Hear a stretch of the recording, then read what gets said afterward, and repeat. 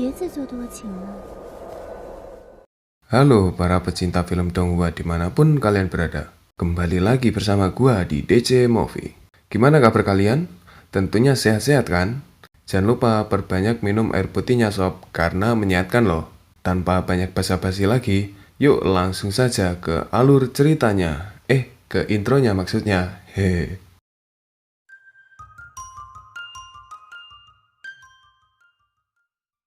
Di film ini diceritakan seorang pendekar yang hebat, namun ia dikhianati oleh sahabat serta kekasihnya sendiri.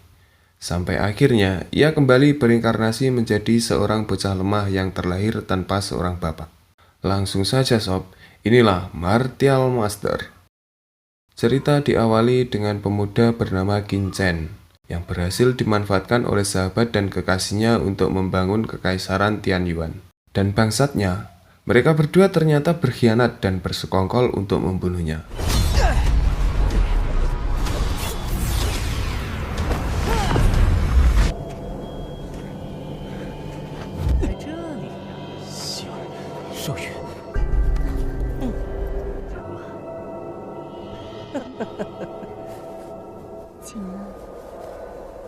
在你出现这张张，不过是为了利用你。竟然一路开疆拓土，帮我建立了同你做了这么多年兄弟。早已约定好了，我们成为届时，我就能名正言顺的便成为五域的一代传奇。这些虚名此时此刻便就。Di sana terlihat sahabatnya meminta sebuah artefak yang dimiliki oleh Qin Chen. Sontak ia pun menolak untuk memberikannya dan memilih untuk bunuh diri.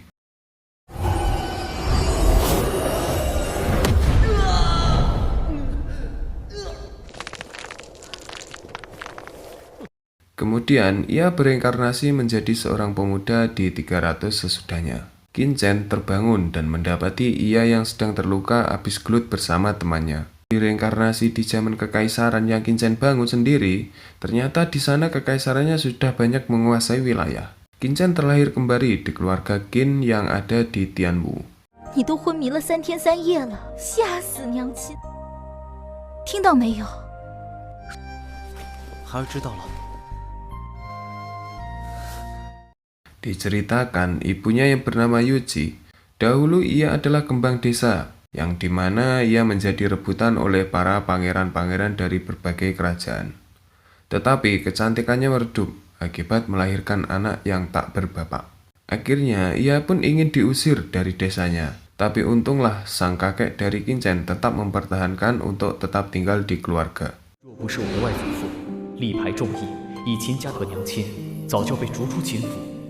Tak lama kemudian Yanxi datang menemui mereka berdua. Ternyata Yanxi ini adalah pelayan dari Lady Zhao, yang dimana Lady Zhao sendiri adalah orang yang paling jahat di keluarga Qin. Ia selalu berusaha untuk mengusir Qin Chen serta ibunya. 你来这里做什么？这个小陈少爷就别自作多情了，我来陈少爷这里找你，果然没错。陈儿，娘今出去一趟。 Di sini, Qin Chen tak memberikan izin kepada ibunya untuk mengikuti Lady Zhao, karena mungkin Qin Chen khawatir pada ibunya nih sob. Singkat cerita, Yanxi berkata dengan tidak sopan bahwa dulu Lady Zhao memberikan pertolongan pada Qin Chen. Lalu ibunya berjanji untuk menemani raja bernama Xiao Qirui. Dengan sangat jelas, Qin Chen yang mendengar itu sontak ia pun marah dan menyuruh pelayan Lady Zhao untuk menyingkir dari hadapannya. Qin Chen juga mengatakan jika ibunya sudah berkali-kali menolak Raja Xiao sebelum ia datang ke daratan Qin. Tapi dengan santainya, pelayan itu mengembalikan pertanyaan Qin Chen dan menyuruhnya untuk bertanya langsung ke ibunya. Tak lama kemudian, pelayan itu memanggil beberapa pengawal untuk memaksa ibu dari Qin Chen. Melihat ibunya dalam masalah, Qin Chen mengambil sebuah pedang untuk menghadapinya. Melihat Qin Chen memegang sebilah pedang, pengawal itu sedikit bergidik karena ia tahu kemampuan hebat dari Qin Chen. Tapi pelayan dari Lady Xiao mengatakan, jika mereka semua tak membawa ibu dari Qin Chen ke ruang tamu, maka mereka semua akan mendapatkan masalah. 我等是奉赵夫人之令来带走大小姐，担待得起吗？陈少爷，请你自重，就休怪我们两个不客气了。不要狗仗人势，谁敢碰我娘？信不信我将你流放3000里，沦为官妓？在秦府上的地位，连个管家都比不上。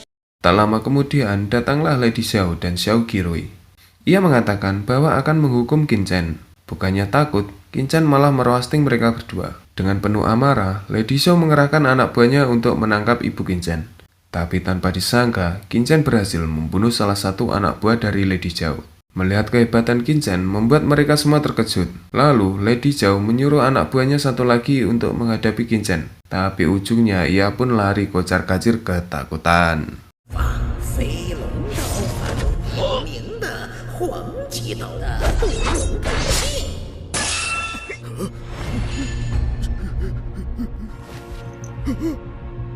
清晨，儿不要！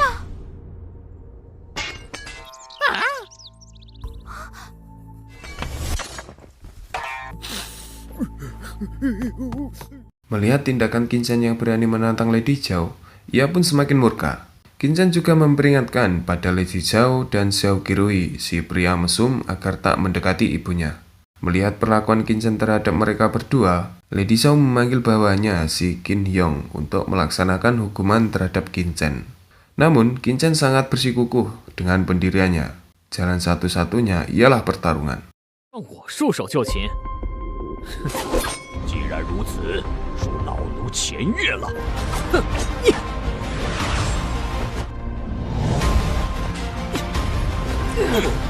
Tapi di saat pertarungan sedang berlangsung, tiba-tiba pertarungan itu dihentikan oleh kakek Qin Chen yang bernama Qin Yuanghong. Ia memarahi istrinya karena ia sering membuat onar. Qin Yuang juga menyuruh istrinya dan yang lainnya untuk pergi dari kediaman Qin Chen. Di sana ia juga memuji Qin Chen dan juga meminta maaf atas perlakuan istrinya terhadap mereka berdua. Pamannya juga menyinggung soal Qin Chen, di mana ia harus segera membangkitkan plot lainnya karena sebentar lagi Akademi Tianxing akan menyelenggarakan tes. 法官贵人们知道，我秦家的每一个。是，娘亲，你弄点吃的。好。秦府的大小姐还得自己亲自下厨，连个。 Lalu scene beralih pada malam harinya. Yuji terlihat membicarakan Qin Yuanghong yang memiliki tujuan untuk mengusir mereka berdua. 身为母亲，我能做的就只有这些。清晨已经快16岁了，再决你放心，就算是现在离开秦家，孩儿也……晨儿，哪怕是不待在秦家。 Di sisi lain, istri dari paman Qin Chen masih merencanakan untuk tetap mengusir mereka berdua dari keluarga Qin. Ia juga berencana untuk menggagalkan Qin Chen di tes Akademi Tianxing yang akan dilakukan sebentar lagi. 做出这等人神共愤的事来，你父亲非但没改革家产，这么说难道不对吗？父亲的脾气你不是不知道，让他在秦家待下去。所此次学院大考必然无法通过出秦家，到时候连父亲也……你打的是这个主意？不然你以为？ 身怀绝技，若是那小混蛋Di sisi lain, Qin Chen masih teringat akan kenangan 300 tahun silam, di mana ia dihabisi oleh teman dan kekasihnya. Seketika terlintas di pikiran Qin Chen bahwa ia harus menjadi lebih kuat untuk sang ibu. Ia bahkan berupaya untuk membangkitkan bloodline-nya. Ia merasakan tubuhnya sedikit aneh sehingga tak dapat mengaktifkan bloodline dalam dirinya. Singkat cerita, ia pun bermeditasi untuk membangkitkan beberapa meridian. Tapi sesaat setelah ia mengaktifkannya, Qin Chen malah bingung, karena ia hanya mampu sampai tingkatan 7 saja. 但是并不稳固，一些天资超绝的人，甚至会打通，就是这类逆天之辈，凭我但要打败他们，还差了108000里。 Lalu Qin Chen teringat akan kertas gulungan Nine Star of God Emperor. Gulungan itu ialah barang yang sangat langka dan hanya didapatkan di daerah terlarang saja. Bahkan menurut legenda, itu adalah gulungan dari surga. Dan teknik dari gulungan itulah yang membuat Qin Chen dahulu sangat kuat. 不过，天武大陆万年来的历史上知道，我本不相信这些，改变了。神境之地之前。 我简直不敢相信，打通了全身12条经脉之人，在这9星神帝诀中却记载了，如已经是极限。 Singkat cerita, Qin Chen pun pergi ke tempat perkumpulan para alkemis. 去爱，更不要惹是生非呀。力重新凝练经脉，必须依靠才能找到。终于到。 Sesampainya di sana, ia menemui seorang wanita. Ya mirip-mirip hotel Sisop tempat itu. Ada lobinya dan ada juga seorang cewek cakep. Hehe. Kincan berkata pada si cewek itu bahwa ia akan membeli sebuah bahan-bahan pembuat artefak. Melihat daftar yang Kincan berikan, si cewek cakep itu terkejut sob. Mungkin karena kelangkaan bahan itu kali ya. Bahkan, Kincan juga mengganti beberapa bahan dengan bahan yang biasa. Tapi kata cewek itu, bahan itu sangat langka. Di saat Kincan menuliskan daftar pesanannya, dari kejauhan ada yang memanggilnya. Ternyata ia adalah Prince Zhao Linsang dan Qin Feng. Qin Feng juga bertanya tentang bloodline dari Kincan yang belum ia aktifkan. Bahkan, ia juga sempat menyindir Kincan. 清晨，你真是不自量力，这里不是你该来的地方。 Melihat daftar yang Kincan tuliskan, Qin Feng pun terkejut karena inti dari semua bahan itu hanya untuk membuat sebuah batu obsidian. Bahkan semua daftar itu terlihat sangat mahal.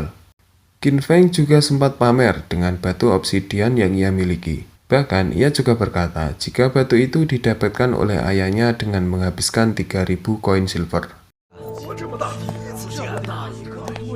到时候加入这块黑曜冥石，准备请气阁的大师为我炼制，连血脉都没觉醒，就该老老实实待在家里。嘴脸还真像你的母亲，也不知道招摇。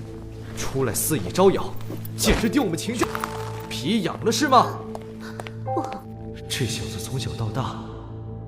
气殿严禁私斗，否则不管缘由。